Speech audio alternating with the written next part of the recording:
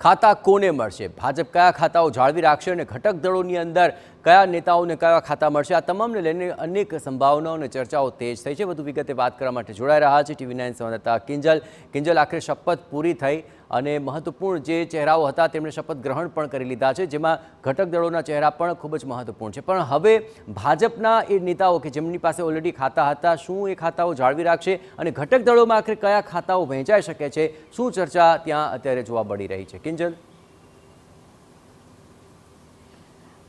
જી બિલકુલ, બે વસ્તુ પહેલી વખત થઈ છે કે જ્યારે પણ વડાપ્રધાન તરીકે શપથ અત્યાર સુધીમાં નરેન્દ્ર મોદીએ લીધા છે ત્યારે મહદ અંશે જે કેબિનેટ છે તેની જે સાઇઝ હોય છે તે 31 કે 40 45 એવી હોય છે। પૂર્ણ કદનું જે મંત્રીમંડળ છે તે બનતું નથી। પહેલી વખત એવું બન્યું છે કે પૂર્ણ કદનું મંત્રીમંડળ બનાવી દેવામાં આવ્યું છે। 10 જેટલી જગ્યાઓ છે તેને છોડીને પૂર્ણ કદનું મંત્રીમંડળ છે તે બનાવી દેવામાં આવ્યું છે। અને જો હવે વાત કરવામાં આવે કે ખાતાઓ કોને આપવામાં આવશે, તો ભાજપ દ્વારા એક વાત પહેલાથી ખૂબ સ્પષ્ટ કરી દેવામાં આવી હતી કે CCSની અંદર આવતા જેટલા પણ વિભાગો છે તે TDPને નહીં આપવામાં આવે। CCS એટલે કે કેબિનેટ કંટ્રોલ ફોર સિક્યુરિટી, એટલે કે એની અંદર જે પણ ખાતાઓ આવે છે તેની અંદર સમાવેશ થાય છે। ગૃહ વિભાગનો તેની અંદર સમાવેશ થાય છે, રક્ષા વિભાગનો તેની અંદર સમાવેશ થાય છે, મહિલા અને બાળ વિકાસનો। તો આ જે મહત્વપૂર્ણ ખાતાઓ છે તે ભાજપ પોતાની પાસે જ રાખશે। જો સિનિયર નેતાઓની વાત કરવામાં આવે તો રાજનાથસિંહને રક્ષામંત્રી તરીકે કન્ટિન્યુ રાખે તે પ્રકારની પૂરેપૂરી શક્યતાઓ છે તે જોવા મળી રહી છે। તેની સાથે જ જો અમિત શાહની વાત કરવામાં આવે તો ગૃહમંત્રી તરીકે તેમને કન્ટિન્યુ રાખશે। આ ખાતું ફરી એકવાર અમિત શાહના ભાગે જાય તે પ્રકારનું અત્યારે જોવા મળી રહ્યું છે। મહિલા અને બાળ વિકાસ છે તે બિહાર JDU ગઠબંધનમાં જાય, કેમ કે મહિલા અને બાળ વિકાસમાં મહદ અંશે મહિલાઓને રાખવામાં જ આવતા હોય છે। તો એ જે ખાતું છે તે બિહાર અથવા તો ઉત્તર પ્રદેશમાંથી આવતા જે મહિલા સાંસદ જે મંત્રી બન્યા છે તેમને મળે તે પ્રકારનું પૂરેપૂરું લાગી રહ્યું છે। ગુજરાતની વાત કરવામાં આવે તો જેપી નડ્ડા પણ પહેલી વખતે કેબિનેટમાં તેમની એન્ટ્રી થઈ છે ત્યારે તેમને કેબિનેટના પ્રધાન તરીકે પણ મહત્વપૂર્ણ ખાતું મળી શકે છે। ફાઇનાન્સ અને આઈટીની વાત કરવામાં આવે તો ફાઇનાન્સ અને આઈટીમાં દક્ષિણ ભારતનો એક દબદબો રહ્યો છે, ત્યારે TDPમાં આ બંને ખાતા ફાઇનાન્સ અને આઈટી જાય તે પ્રકારની શક્યતાઓ છે તે જોવા મળી રહી છે। મનસુખ માંડવિયાની વાત કરવામાં આવે તો આરોગ્ય મંત્રી તરીકે તેમને ફરીથી કન્ટિન્યુ કરાય તેવું પૂરેપૂરું જોવા મળી રહ્યું છે, કેમ કે જે પ્રકારની કામગીરી રહી છે, જે પ્રકારે સતત જે કોરોના કાળના આખી જે ઉદાહરણ આપવામાં આવ્યા હતા તો તે એને ધ્યાનમાં રાખીને ફરીથી તેમને આરોગ્ય મંત્રી તરીકે કન્ટિન્યુ કરાય તે પ્રકારની હાલમાં ચર્ચાઓ છે તે ચાલી રહી છે। CR પાટીલની વાત કરવામાં આવે, કેબિનેટ કક્ષાનું તેમને પ્રધાન મળ્યું છે, મંત્રીમંડળમાં તેમનો સમાવેશ થયો છે। ત્યારે સુરતથી આવે છે અને ત્યાં ટેક્સટાઇલનો એક ખૂબ મોટો કહી શકાય કે આખો દબદબો છે, ત્યારે ટેક્સટાઇલ મંત્રી અથવા તો કેબિનેટનો અન્ય કોઈ પ્રભાર છે તે તેમને આપી શકાય છે। સામાન્ય રીતે હંમેશા જ્યારે પણ કોઈ મંત્રીમંડળ ઓથ લેતા હોય છે, શપથ લેતા હોય છે, ત્યારે મોડી રાત સુધીમાં જ ખાતાઓની પણ જાણકારી છે તે આપી દેવામાં આવતી હોય છે। પરંતુ માનવામાં એવું આવી રહ્યું છે કે જે રીતે જમ્મુ કાશ્મીરમાં હુમલો થયો હતો ને ત્યારબાદ બીજી ગતિવિધિ થઈ તેને લઈને હજુ સુધી ખાતાની ફાળવણી છે તે નથી કરવામાં આવી।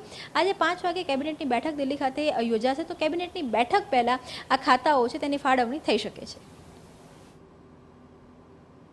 આભાર કિંજલ, તમામ ગતિવિધિઓ પર આપ નજર રાખતા રહેજો। તો જે 5 વાગે આ તમામ બાબતોને લઈને મહત્વપૂર્ણ અપડેટ આવી શકે છે કે કોને મોટી જવાબદારી સોંપવામાં આવી શકે છે, કઈ મોટા ફેરબદલ થઈ શકે છે, કારણ કે ખાતાઓની ફાળવણીને લઈને આખરે એક વિશાળ મંત્રીમંડળને શપથ ગ્રહણ તો ચોક્કસપણે કરી દેવાયું છે, પરંતુ આ મંત્રીમંડળમાં જે સમાવિષ્ટ ચહેરાઓ છે તેમાં ભાજપ સાથે જોડાયેલા આ ઘટક દળો, તેમાં કયા ખાતાઓની ફાળવણી થાય છે તેની પર સૌ કોઈની નજર છે।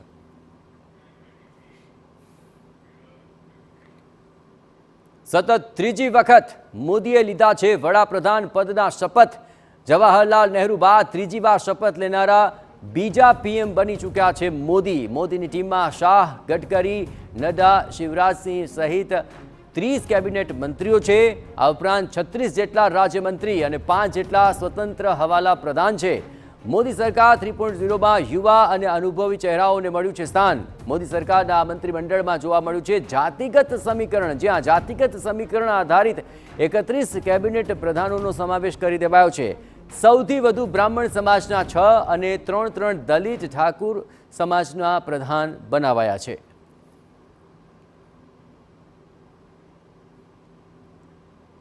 તો 30 જેટલા કેબિનેટ પ્રધાન અને અન્ય તમામ મળીને કુલ 71 જેટલા ચહેરાઓ કે જે મોદી મંત્રીમંડળની અંદર સમાવિષ્ટ થયા અને તેમણે શપથ ગ્રહણ કરી લીધા છે। હવે કોને કયું ખાતું મળે છે તે અત્યંત મહત્વપૂર્ણ બની રહેશે, પરંતુ હાલ તો જોવા જઈએ તો આ કેબિનેટ તૈયાર થઈ ચૂકી છે અને સતત ત્રીજી વખત વડાપ્રધાન નરેન્દ્ર મોદી વડાપ્રધાન બન્યા. આ કેબિનેટની અંદર શાહ, રાજનાથ, જયશંકર, નડ્ડા, શિવરાજ તમામનો સમાવેશ કરાયો છે અને ટીમ મોદીમાં 5 ગુજરાતી ચહેરાઓને સ્થાન મળ્યું છે, જ્યાં સૌથી વધુ ઉત્તર પ્રદેશના 9 સાંસદોને તક આપવામાં આવી છે. એ સિવાય દિલ્હી, પંજાબ અને છત્તીસગઢના એક સાંસદને પણ સ્થાન મળી ચૂક્યું છે.